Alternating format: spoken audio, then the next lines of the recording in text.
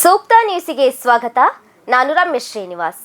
ಬೆಂಗಳೂರಿನ ಚಂದಾಪುರ ಎಸ್ಬಿಐ ಬ್ಯಾಂಕ್ನಲ್ಲಿ ಗ್ರಾಹಕನೊಂದಿಗೆ ಕನ್ನಡ ಮಾತನಾಡಲ್ಲ ಎಂದು ದುರಹಂಕಾರ ತೋರಿದ ಬ್ಯಾಂಕ್ ಮ್ಯಾನೇಜರ್ಗೆ ವರ್ಗಾವಣೆ ಶಿಕ್ಷೆಯನ್ನ ನೀಡಲಾಗಿದೆ.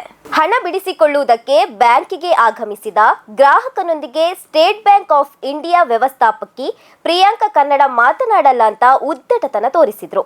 ಈ ವಿಡಿಯೋ ಸಾಮಾಜಿಕ ಜಾಲತಾಣಗಳಲ್ಲಿ ವೈರಲ್ ಆದ ಬೆನ್ನಲ್ಲೇ ಕನ್ನಡ ಪರ ಸಂಘಟನೆಗಳಿಂದ, ಕನ್ನಡ ಅಭಿಮಾನಿಗಳಿಂದ ಸಾಮಾಜಿಕ ಜಾಲತಾಣಗಳಲ್ಲಿ ಭಾರೀ ಆಕ್ರೋಶ ವ್ಯಕ್ತವಾಗಿತ್ತು. ಮಾತ್ರವಲ್ಲದೆ ಕ್ಷಮೆಯಾಚನೆ ಮಾಡುವುದಕ್ಕೂ ಪಟ್ಟು ಹಿಡಿಯಲಾಗಿತ್ತು. ಇದನ್ನ ಗಮನಿಸಿದ ಎಸ್ಬಿಐ ಪ್ರಾದೇಶಿಕ ಅಧಿಕಾರಿ ಹರೀಶ್ ರವರು ತಕ್ಷಣ ಬ್ಯಾಂಕಿಗೆ ಆಗಮಿಸಿ ಕ್ಷಮೆ ಕೇಳುವಂತೆ ಹೇಳಿದ್ದು, ಬಳಿಕ ಪ್ರಿಯಾಂಕಾ ಕ್ಷಮೆ ಕೇಳಿದ್ದಾರೆ. ಜೊತೆಗೆ ಮುಂದೆ ಈ ರೀತಿ ವರ್ತಿಸೋದಿಲ್ಲ, ಕನ್ನಡ ಕಲಿಯಲು ಪ್ರಯತ್ನಿಸುತ್ತೇನೆ ಎಂದು ಹೇಳಿದ್ದಾರೆ.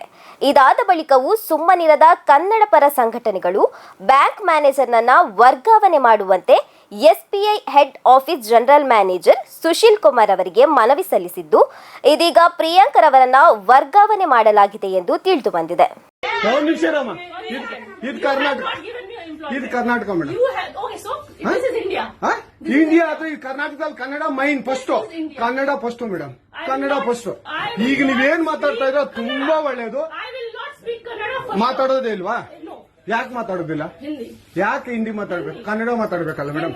ಕನ್ನಡ ಮೇಡಮ್, ಮೇಡಮ್ ಇದು ಕರ್ನಾಟಕ, ಇದು ಕರ್ನಾಟಕ ಮೇಡಮ್. ಚೇರ್ಮನ್ ಮಾತಾಡಂಗಿಲ್ಲ, ಇದು RBI ರೂಲ್ ಇದೆ.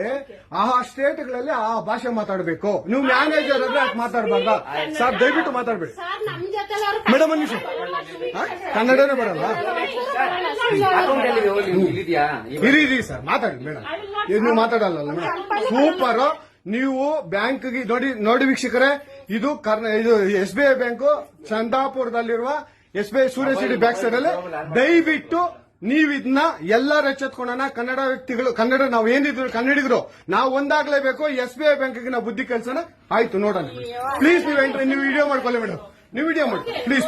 ಆಯ್ತು, ನೀವು ಹಿಂದಿ ಕನ್ನಡ ಮಾತಾಡಲ್ಲ ಅಂದ್ರಲ್ಲ, ಕನ್ನಡ ಮಾತಾಡೋದೇ ಇಲ್ಲ. ಓಹೋ, ಸೂಪರ್ ಮೇಡಮ್, ಸೂಪರ್.